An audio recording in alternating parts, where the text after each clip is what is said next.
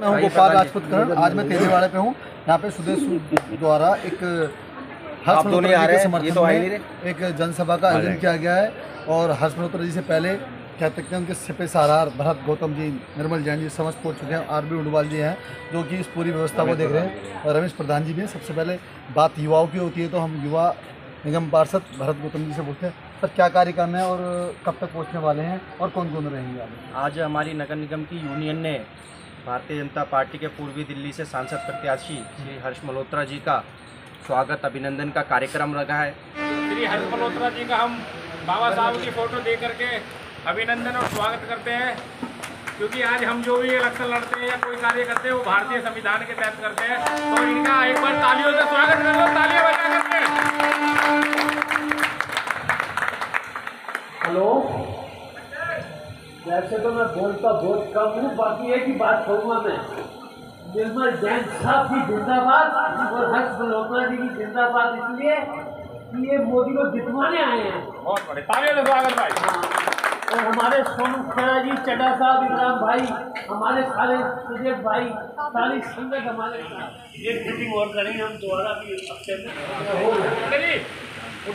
बात वाली खत्म करूँगा। आरबी उडवाल साहब, सुदेश जी, ये पूरी टीम बैठी है, डॉक्टर साहब बैठे हैं, हमारे यादराम जी बैठे हैं, सब ऐसे लोग बैठे हैं जो लगातार आंदोलन शुरू करते हैं। जिन लोगों से हमने सीखा आंदोलन करना, अभी यहाँ बात बहुत हो रही थी, मैं उन चीजों में नहीं जाना चाहता। महापौर होने के नाते आदरणीय हर्ष मल्होत्रा जी मेरे से पूर्व में महापौर हैं, उनको भी निगम की एक एक माइन्यूट वर्किंग का पता है। मैं आपको एक चीज आपके सामने रखना चाहता हूँ कि जो ये आंदोलन करते थे, हम लोग सोचा करते थे कि सड़क पर जो लोग सोते हैं, चौधरी साहब, पटरी पर जो लोग सोते हैं वो कैसे रात गुजारते हैं। कभी जीवन में यादराम ने सोचा भी था कि हमें भी पटरी पर हमारे प्रदेश महामंत्री आदरणीय आज जिनको टिकट मिला है, हमारा सौभाग्य से हर्ष मल्होत्रा ने दिखाया है पिछले 10 साल में कि जो पाकिस्तान से आतंकवाद आता था वो बिल्कुल खत्म कर दिया। जब पाकिस्तान ने उरी में और पुलवामा में हमारे सैनिकों को मारा तो नरेंद्र मोदी जी ने 2008 में जो पाकिस्तान से आतंकी हमला हुआ था, जब मनमोहन सिंह जी की सरकार थी, कांग्रेस की सरकार थी, तो उन्होंने कुछ नहीं किया था, बल्कि पाकिस्तान के साथ बैठ के टेबल पर बैठ के बातचीत की थी।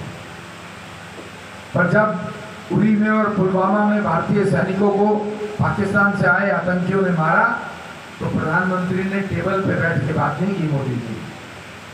मोदी जी ने पाकिस्तान के प्रधानमंत्री का फोन आया तो उन्होंने कहा कि एक हफ्ते के बाद बात करूंगा, और एक हफ्ते से पहले अपने कमांडोज को पाकिस्तान के अंदर घर में घुस के वहां के आतंकी ठिकानों को नेस्त नाबूद किया। 3 मेल थे दिल्ली के अंदर। उस टाइम अक्सर ज़्यादा से ज़्यादा हमारे काम अक्सर होते थे। जैसे निर्मल जैन साहब, आ जाओ भाई, कमिश्नर मीटिंग नहीं ले रहा, आओ फटाफट से मैं मीटिंग कराता हूँ। बीमार पड़े हैं, साइन कर दिए किसी भी कागज पे, हॉस्पिटल जाने के तैयार है, लेकिन बहुत काम करे। तो 2019 तक की जो फाइल है एमसीडी के कर्मचारियों की, वो हमारे बीजेपी के कार्यकाल में पास हुई थी, और कहा था जल्द से जल्द ये 2019 तक के कर्मचारियों की फाइल दी जाए ताकि इन पर काम हो जाए। उस टाइम केजरीवाल साहब ने हमें धोखा दिया। जिस टाइम वो मारा घूम रहा था दिल्ली के अंदर कि मैं सरकार बनाऊंगा, तो वो वाल्मीकि पचकुइया मंदिर से ये कहता था कि मैं ठेकेदारी प्रथा खत्म करूंगा, कच्चों से पक्के करूंगा, सारे लाभ हांस दूंगा, लेकिन उस हरामखोर ने कुछ नहीं दिया। ये बिल्कुल सच बात है। और तो और दिल्ली के अंदर एक की जगह 2 दारू बेच करके दिल्ली के लोगों को बेवड़ा बना दिया। ये दुख की बात है। दिया नहीं, लेटर है हमारे बाकायदा, वो हमारे माननीय श्री हर्ष मल्होत्रा के माध्यम से होंगे, ऐसा मैं आश्वासन देता हूँ, और ऐसा ही आश्वासन हमारे हर्ष मल्होत्रा जी देंगे। जब हमने मेयर रहते हुए मैं बना, मेरे बाद निर्मल जी बने और भी लोग बने, हमने 2019 तक की फाइल को पास करके भेजा। और प्रधानमंत्री नरेंद्र मोदी ने कुंभ के मेले के 2.5-3 महीने की सेवा के बाद सब सफाई कर्मचारी भाई बहनों को चरण पखार के उनका अभिवादन किया। क्या किसी और देश में या हमारे भी देश में पहले कभी किसी प्रधानमंत्री ने अपने सफाई कर्मचारी भाई बहनों के पैर धोए? ऐसा आदमी ना कभी आया है, पता नहीं आएगा कि नहीं आएगा। आए प्रधानमंत्री नरेंद्र मोदी जिंदाबाद। प्रधानमंत्री नरेंद्र मोदी। और अयोध्या में इतना बड़ा राम मंदिर बनवाया हमारे सबके आराध्य भगवान राम। 550 वर्षों से भगवान राम का मंदिर अयोध्या में बने, इसके लिए सारा समाज, हिंदू समाज, चाहे उसमें वैश्य समाज हो, पंजाबी समाज हो, ब्राह्मण समाज हो, वाल्मीकि समाज हो, जाटव समाज हो, जितना भी हिंदू समाज है, उन सबने संघर्ष किया 550 साल।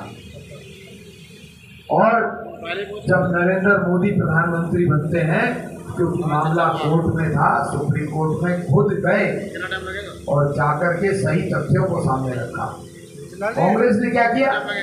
कांग्रेस के मंत्री कपिल सिब्बल साहब वकील के रूप में पेश होते थे और कहते थे कि भगवान राम तो है ही नहीं, वो तो काल्पनिक है, उनका तो जन्म ही नहीं हुआ, काल्पनिक है, कहानी किस्सों की बात है।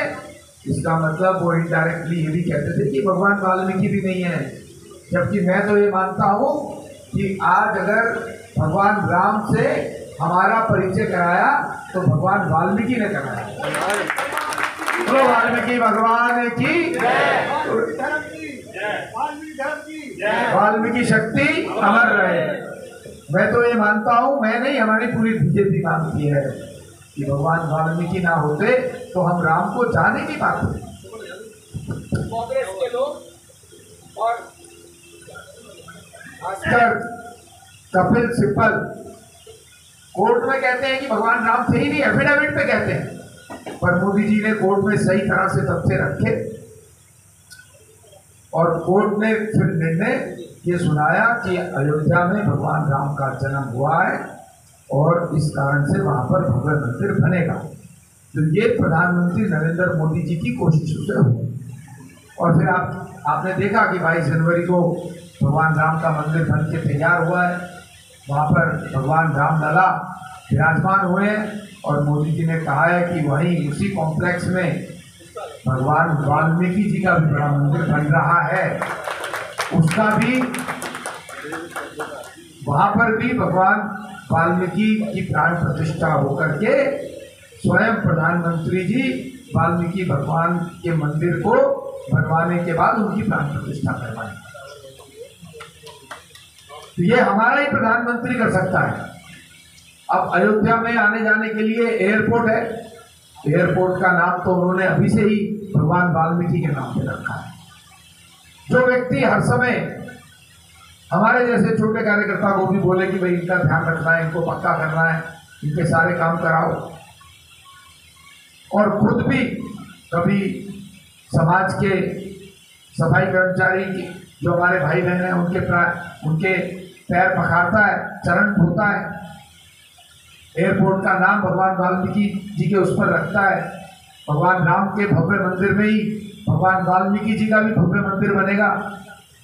ये सब चीजें करने वाला व्यक्ति कोविड में हम सब की जान बचाता है। दूसरी तरफ वो लोग हैं जो देश को बेचने में लगे हैं, देश को तोड़ने में लगे।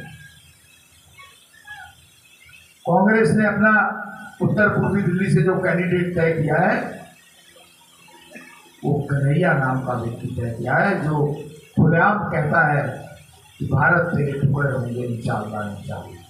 अब किसी भी जाति के हों, किसी भी धर्म के हों, पहले हिंदुस्तानी, भारत हमारा देश है। कोई भी व्यक्ति ये कैसे कह सकता है कि भारत तेरे टुकड़े होंगे?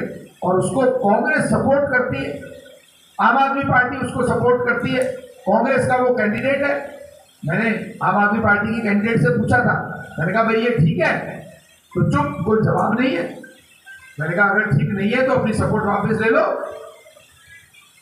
उनके पास जवाब नहीं है। जवाब क्यों नहीं है? क्योंकि उनको आपके हमारे वोट चाहिए नहीं। उनको जिनके वोट चाहिए वो उन्हीं के दरवाजे पे जाते हैं। सत्ता में आना चाहते हैं केवल और केवल भ्रष्टाचार के लिए, आज केजरीवाल क्यों बंद है? शराब का मोटा घोटाला किया है। शराब की नीति अगर सही थी तो वापस क्यों ले ली भाई? शराब के ठेकेदारों की कमीशन 2 से 12% क्यों कर दी? एक बोतल के साथ एक बोतल फ्री देने की बात करें, उसको हमारी माताओं बहनों की रिहाई मिली। माताओं बहनों ने कहा कि एक मोहल्ले में एक एक ठेका बोलेगा तो हमारे घर बर्बाद होंगे। उन माताओं बहनों की रिहाई लगी, जिसके कारण से होती है। आज मैं आपके बीच में इसलिए आया हूँ कि जिस नरेंद्र मोदी ने पिछले 10 साल से देश का नाम इतना रोशन किया है, पूरे विश्व में आज भारत का डंका है। पर शाहदरा वार्ड है हमारा, तो सब्जी मंडी के पीछे जो हमारे समाज के लोग रहते हैं, विशेष तौर से वाल्मीकि समाज, मुस्लिम भाई भी यहाँ पर हैं और भी समाज के लोग हैं। तो वाल्मीकि समाज ने आज बुलाया था और अपना समर्थन दिया। ऐसे देखा जा रहा है कि तमाम एमसीडी कर्मचारी भी आपके समर्थन में आ रहे हैं, कैसा रूप उनका देखने को मिल रहा है आपकी जीत को लेकर? वो बहुत प्रसन्न है और उनको इस बात की खुशी है कि उनकी कोई बात सुन रहा है। उनकी बात सुनने के बाद, तो जब मैं मेयर था तो मैंने 5500 सफाई कर्मचारी भाई बहनों को पक्का करवाया था, फेज मैनर में करवाया था, और खाली उतने ही नहीं, पॉलिसी बनाई थी और वही पॉलिसी आज चल रही है, जिसके कारण से जो भी कच्चे सफाई कर्मचारी भाई बहन हैं उनको पक्का करने का सिस्टम बना था। इस कारण से आज वो सब लोग मुझे खुद याद दिला रहे हैं कि भाई साहब आपने हमारी उस समय मदद की थी, क्योंकि आप हमारी बात सुनते हो, कोशिश करते हो काम करने की, उनको अपना नुमाइंदा ऐसा चाहिए, ऐसा वो लोग कह रहे हैं। तो बहुत प्रसन्न है, मैं आज उनके बीच में आया हूँ। सर, आपने अपने कार्यक्रम में इनके लिए बात रखी थी, पक्का कराया था, क्या सांसद चुन के आते हैं तो क्या इनके लिए और कुछ व्यवस्था की जा रही थी? इनकी जो भी समस्याएं हैं, हालांकि ज़्यादातर समस्याएं निगम के हाथ में होती हैं, पर फिर भी सांसद के नाते और एक इनके जनप्रतिनिधि के नाते जो भी इनकी समस्याएं होंगी, इनकी नौकरी को लेके, पक्का करने को लेके, कैशलेस कार्ड को लेके, उन सब बातों को मैं समय से उठाऊंगा भी और पूरी मदद करूँगा। सर, ये आयोजन है मजदूर दलित विकास मोर्चा द्वारा किया गया है।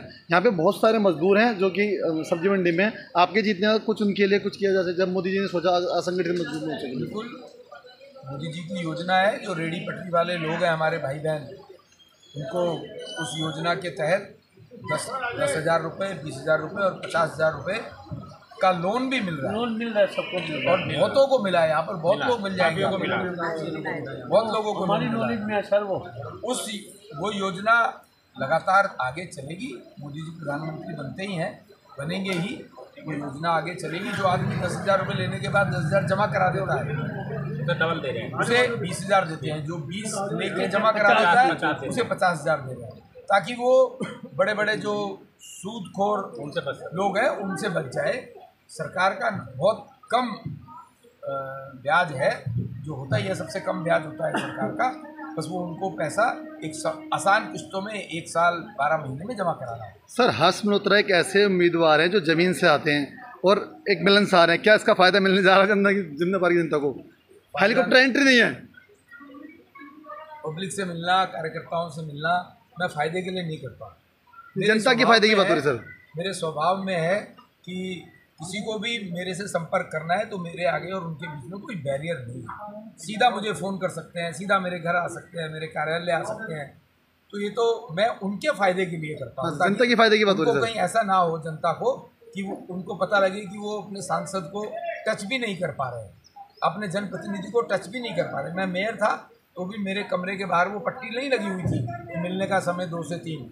मैं अगर ऑफिस में बैठा हूँ, कोई भी मिलने आएगा तो मैं मिलता। सबसे पहले मेयर आपने जिन्होंने वो पट्टी हटाई थी सर? जी, मैंने वो बिल्कुल वो मिलने के समय की पाबंदी खत्म की थी। मैं अगर कार्यालय बैठा हूँ तो कभी भी कोई भी आकर नहीं सकता। अरे जब आपने हमारे को ना तो सरकार केंद्र सरकार ने निगम सरकार ने जो सुविधा को चीजें नहीं दी, जिसकी हम मांग करते हैं, तो आप कैसे करें?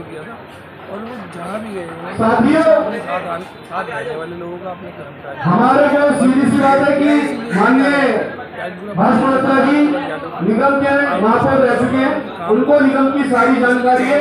और हम चेहरा देख के बात करते हैं, नेता देख के बात करते हैं। आपको नेता ही चाहिए जो पैराशूट से उतर के यहाँ पे है, और जो हमारे को मिल न सके, कभी पता चले कि मुंबई है कभी बाहर है, मगर हमारे हर्ष मल्होत्रा जी हमारे को हमारे जनसेवा के अंदर हमेशा अपने ऑफिस में पर्याप्त समय में मिलते हैं और पर्याप्त समय हमारे को देते हैं।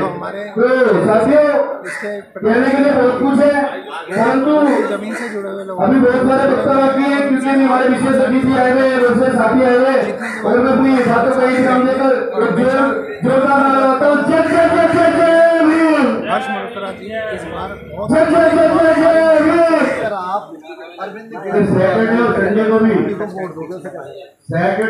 को भी ऑफिस खुला और 3 सादा साउथ के और 3 सादा नॉर्थ के पकड़े किए गए, लेकिन हमें ये नहीं पता था कि प्रशासन हमारे साथ चल कर जाएगा। घर के चल जाते हैं, उनसे मांग सकते हैं। पार्टी के लोगों ने समय समय पर हमारा सहयोग दिया है, इसमें रस्ती पर भी कोई चापलूसी नहीं है, क्योंकि मैं चापलूसी नहीं करता। मेरा अपना खुद का मानना है कि जो हमारे हक की बात करेगा वो जिंदाबाद, जो नहीं करेगा वो मुर्दाबाद। पैसे लेते समझे क्या गलत नीति की वजह से जेल में, और ठंडा उसी का खाओ जो तुम्हारा फोन उठा ले। और यहाँ पर सारे ही ऐसे व्यक्ति बैठे सज्जन जिनको कहने की जरूरत नहीं है, यानी कि इनकी तारीफ करना सूरज को आईना दिखाने के बराबर है। क्योंकि अगर मिस कॉल भी करिए तो बैक कॉल आइए। उस हड़ताल के दौरान सबसे ज्यादा अहम रोल हमारे निर्मल जैन जी का रहा। निर्मल जैन जी आज बिल्कुल निर्मल है। तो यहाँ तक कि पहली बार ऐसा हुआ कि इन्होंने इस्तीफा तैयार किया।